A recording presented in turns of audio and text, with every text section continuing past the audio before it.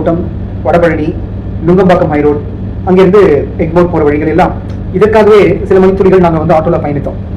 அந்த ஆட்டோல செல்லக்கூடிய இடங்கள்ல ஒரு போலீசாரை கூட நாங்கள் டிராபிக் போலீஸை பார்த்ததில்லை. அதாவது கிமு கிபி என்று சொல்வார்கள், விமு விபி என்று இதே வருங்காலங்களில் நிச்சயமா அரசியல் வரலாற்றிலே சொல்லப்படுவார்கள். விமு என்றால் விஜய்க்கு முன்னர், விபி என்றால் விஜய்க்கு பின்னர்.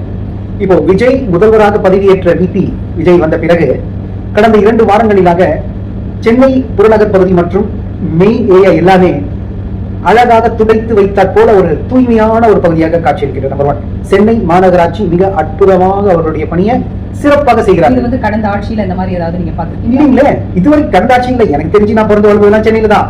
ஆனா இதுல இருக்க மாநகராட்சி எங்க இருக்குன்னு தெரியாது, எப்ப வந்து சுத்தம் பண்ணுவாங்கன்னு தெரியாது. எப்ப பார்த்தாலும் சென்னையில எல்லா இடமும் குப்பை தூய்மை இல்லாம இருக்கும்.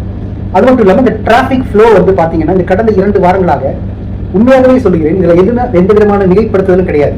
நம்ம வந்து செக்ரட்டரியேட்ல இருந்து நம்ம வந்து வண்டலூர் வரைக்கும் காலேஜ் படிக்கிறப்ப நான் டிராவல் பண்ணியிருக்கேன். அப்ப தினமும் மவுண்ட் ரோட் வழியா போவேன். அப்புறம் ஒரு மாதிரி டிராபிக் கன்ஜெஷன் இருக்கும்.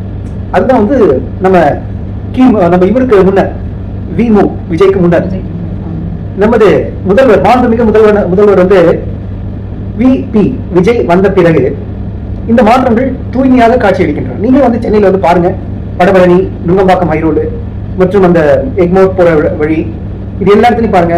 அந்த பீச் ரோடு, மெரினா, இந்த புறநகர், இதுக்கு தாண்டி புறநகர் போங்க, எல்லா இடமும் வந்து எக்ஸலண்ட் மெயின்டெனன்ஸ். ஃபர்ஸ்ட் தூய்மை, சுற்றுச்சூழல் தூய்மை.